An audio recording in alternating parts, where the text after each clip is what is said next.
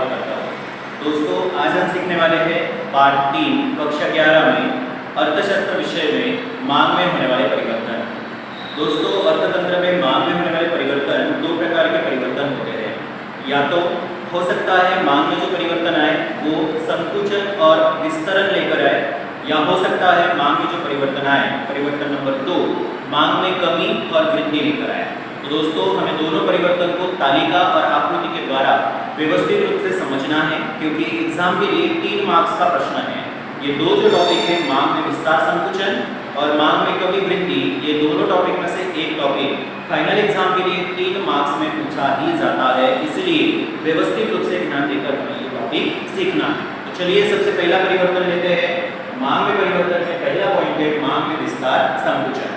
नाम के आधार पर चलो तो आपको पता ही चल गया होगा, मांग में विस्तार होना, विस्तार का मतलब है बढ़ना और संकुचन का मतलब है घटना, यानी कि मांग यहाँ पे घट रही है या तो मांग बढ़ रही है। ऐसा क्यों होता है वो हम सबसे पहले सीखेंगे, लेकिन वो जानने से पहले दोस्तों इसकी एक शर्त है, एक धारणा है, उसे हमें याद रखना है। जब अन्य परिबल स्थिर हो जाए, अब मांग को प्रभावित करने वाले दो ही परिबल हैं, एक है अन्य परिबल और दूसरा है वस्तु की कीमत। अब इस पहले वाले टॉपिक में यदि अन्य परिबल स्थिर रहे ऐसा बोला गया है, तो अन्य परिबल स्थिर होने के कारण अब मात्र दूसरा परिवर्तन या दूसरा परिबल जो है वही मांग में परिवर्तन लाने का काम करेगा। तो जब अन्य परिबल स्थिर हो जाते हैं तब कीमत के घटने या बढ़ने से जो मांग में परिवर्तन आता है उसे मांग में विस्तार संकुचन के नाम से जाना जाएगा। मैं फिर एक बार रिपीट कर रहा हूँ, जब अन्य परिबल स्थिर रहे और कीमत के घटने बढ़ने से मांग में जो परिवर्तन आता है उसे मांग में संकुचन विस्तरण या विस्तार और संकुचन के नाम से जाना जाएगा। दोस्तों, अन्य परिबल स्थिर है और यहाँ मात्र परिवर्तित हो रही है वस्तु की कीमत, तो वस्तु की कीमत के साथ उल्टा संबंध है मांग का, ये हमने पहले भी मांग के नियम में जान चुके हैं, सीख चुके हैं, और इसीलिए हम बोल सकते हैं कि यदि कीमत घटती है तो मांग बढ़ेगी। अब बढ़ने के लिए यहाँ पे कौन सा शब्द यूज करेंगे? विस्तार। और यदि कीमत बढ़ती है तो मांग घटेगी, मांग घटने के लिए हम यहाँ शब्द यूज करेंगे संकुचन। तो चलिए दोस्तों देखते हैं इसे डायग्रामेटिकली और आंकड़ों के द्वारा। तो अब सबसे पहले इसे स्टैटिस्टिकल जानकारी के आधार पर समझेंगे। एक सारणी, एक अनुसूची आपको दिखाई दे रही है जिसमें वस्तु की कीमत है 50 रुपया, तो वस्तु की डिमांड है 10। वस्तु की कीमत 50 से घटकर हो गई 40, तो वस्तु की मांग 10 से बढ़कर हो गई 15। जब वस्तु की कीमत 40 से घटकर 30 हो गई तो वस्तु की मांग जो है वो 15 से बढ़कर 20 जितनी हुई। इस तालिका में स्पष्ट रूप से आप देख रहे हो, यदि ऊपर से नीचे आते हो तो कीमत घट रही है तो मांग बढ़ रही है, और नीचे से अगर हम ऊपर की तरफ गति करें तो कीमत 20 से 40, 40 से 50 मतलब बढ़ेगी, तो मांग घटती जाएगी 20 से 15, 15 से 10, यानी कि कीमत और मांग का व्यस्त संबंध यहाँ पर दिखाई दे रहा है। बस अंतर इतना ही है कि कीमत बढ़ने के कारण मांग में संकुचन हो रहा है, जबकि कीमत घटने के कारण मांग में विस्तार हो रहा है, और इसे ही हम डायग्रामेटिकली अब देखने वाले हैं। तो दोस्तों, जैसे कि आप देख पा रहे हो, ओ एक्स अक्ष पर मैंने रखा है मांग और ओ वाई अक्ष पर हमें रखना है वस्तु की कीमत। अब कीमत कितनी है? तो 30, 40 और 50। तो मैं एकदम सरलता से स्केल में 30, 40 और 50 का ले रहा हूँ। उसके बाद में मांग कितनी है? 10, 15 और 20। तो सेम समान अंतर पर 10, 15 और 20। अब देखिए यहाँ पर कीमत जब 50 रुपया है तो वस्तु की मांग 10 है, कीमत 50 तो वस्तु की मांग 10। ये वैकल्पिक बिंदु मिला ए, स्मॉल ए में मैंने लिखा हुआ है। फिर जब कीमत 40 हुई तो वस्तु की मांग बढ़कर 15 हुई, ये बिंदु मिला बी। और तीसरा, कीमत जब 30 की तो वस्तु की मांग 30 हुई, ये बिंदु मिला हमें सी। सीधी रेखा में इसे जोड़ लीजिए और इसे नाम दीजिए डीबी। ये डीबी रेखा जो है वो मांग की रेखा है जो 3 वैकल्पिक बिंदु को जोड़ते हुए आगे जा रही है। दोस्तों, विशेष रूप से याद रखिएगा, मांग रेखा में कहीं में भी एरो नहीं लगाना है। मांग रेखा यहाँ से स्टार्ट हो रही है और यहाँ पर पूरी हो रही है। अगर हमने एरो लगाया तो ऊपर की तरफ भी गति करेगी और वो y अक्ष को और x अक्ष को भी टच करेगी। मांग रेखा कभी भी y और x अक्ष को टच नहीं करेगी। अभी फिलहाल के लिए इतना याद रखिएगा। तो ये मांग रेखा जो दिखाई दे रही है, देखिए यहाँ पर ये वैकल्पिक बिंदु जो बी हमने लिया है, बी हमें क्या बता रहा है कि कीमत जब 40 थी तो वस्तु की डिमांड 15 है। यदि हम बी बिंदु से ए बिंदु की तरफ यानी कि इस तरफ गति करते हैं तो बी बिंदु से ए की तरफ गति करने के बाद हमें डिमांड 15 से घटकर 10 हो रही है, ऐसा देखने को मिलता है। यानी कि बी बिंदु से ए बिंदु की तरफ यदि हम गए तो वहां पर मांग में हो रही है संकुचन, तो हमें यहां पर लिख देना है संकुचन।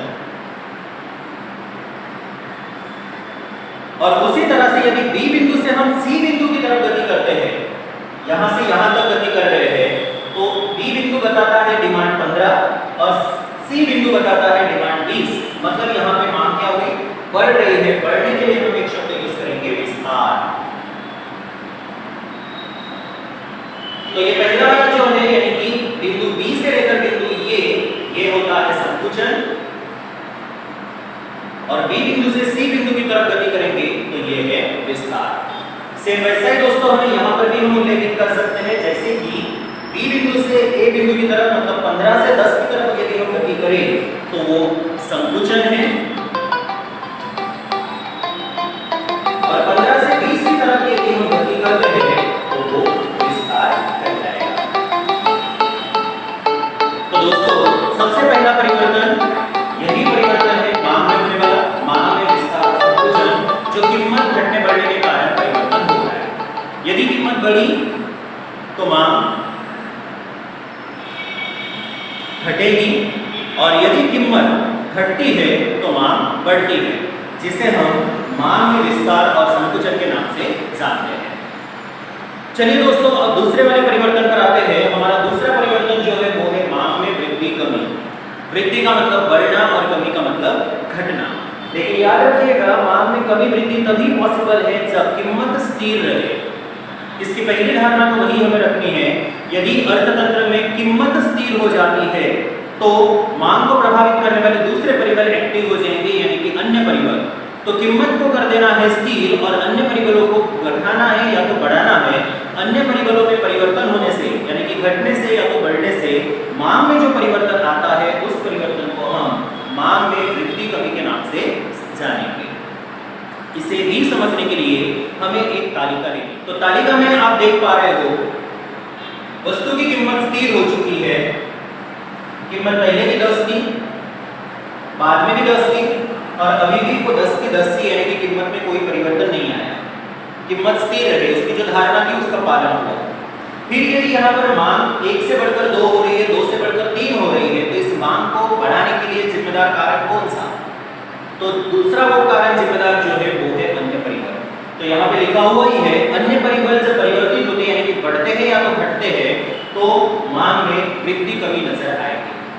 अन्य परिबल यदि बढ़े, क्योंकि अन्य परिबलों के साथ मांग का सीधा संबंध है, अन्य परिबल बढ़ते हैं तो मांग में दिखाई देगी वृद्धि, और अन्य परिबल यदि घटते हैं तो मांग में दिखाई देगी कमी। और इसी तालिका के आधार पर हमें डायग्रामेटिकली सीखना है कि किस तरह से मांग रेखा का वक्र बनेगा, और मांग की अलग अलग रेखाओं के द्वारा हम कमी वृद्धि को सरलता से उसमें दर्शा भी सकते हैं। तो चलिए दोस्तों देखते हैं डायग्राम में। ओ एक्स अक्ष पर हमने रखा है मांग, और ओ वाई अक्ष जो है उस पर रखा है कीमत। कीमत हमेशा के लिए स्थिर रखनी है, क्योंकि 10 10 10 यानी कि कीमत स्थिर हो चुकी है, जो मैं इस रेखा के द्वारा आपको यहाँ पर दर्शा रहा हूँ। वहां से सीधी हॉरिजॉन्टल एक्सिस एक्स अक्ष के समांतर एक रेखा कीमत की खींच लीजिए।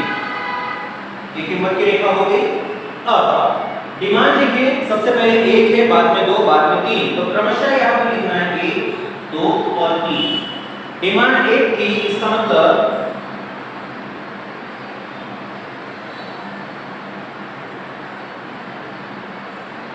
ये पहली डीडी की रेखा,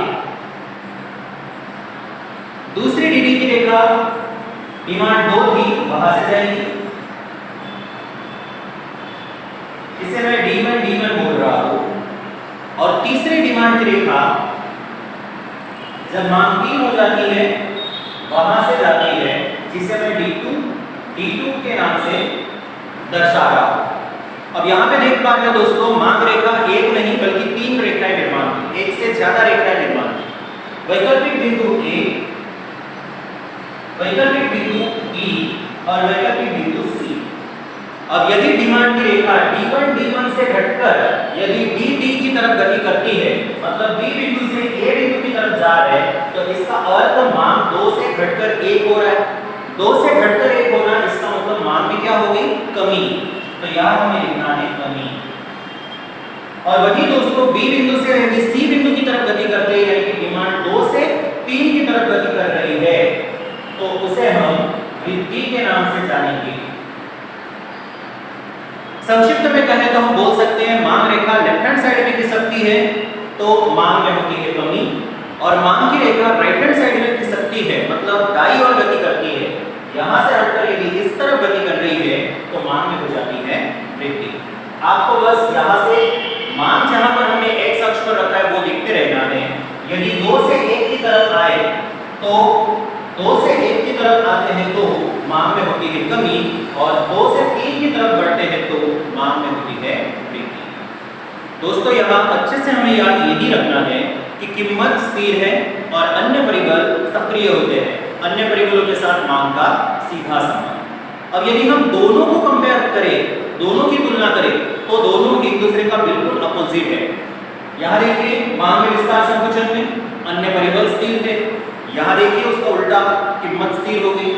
यहाँ देखिए कीमत परिवर्तित होने के कारण मांग में विस्तार संकुचन आता है, जबकि यहाँ उसका उल्टा अन्य परिबल में परिवर्तन होने के कारण मांग में वृद्धि कमी आती है। तालिका में भी देखोगे तो यहाँ कीमत घट रही है या बढ़ रही है, लेकिन यहाँ तालिका में देखोगे तो कीमत स्थिर हो चुकी है। और डायग्राम में भी सेम वैसा ही एक ही मांग की रेखा के आधार पर हम मांग में होने वाला विस्तार और संकुचन दोनों को दर्शा सकते हैं, किंतु एक से अधिक रेखाओं की सहायता से ही हम प्रेजेंट कर पाएंगे मांग में होने वाली वृद्धि और कमी। तो इस तरह से दोस्तों ये दो परिवर्तन मांग में होते हैं। मांग में होने वाला पहला परिवर्तन जो है वो है मांग में संकुचन और विस्तार, और मांग में होने वाला दूसरा परिवर्तन जो है वो है मांग में कमी और वृद्धि। मांग में संकुचन और विस्तार कीमत के कारण होता है, जबकि मांग में वृद्धि और कमी अन्य परिबलों के कारण होता है। जब अन्य परिबलों के कारण मांग रेखा में कमी वृद्धि होती है तो कीमत स्थिर रहती है, और यदि मांग में संकुचन विस्तरण होता है जो कीमत के कारण हो रहा है, तो उसमें अन्य परिबलों को स्थिर रखना है। और इसके साथ दोस्तों हमारा ये टॉपिक पूरा हुआ मांग में होने वाला परिवर्तन। उसमें पहला टॉपिक मांग में विस्तार संकुचन और दूसरा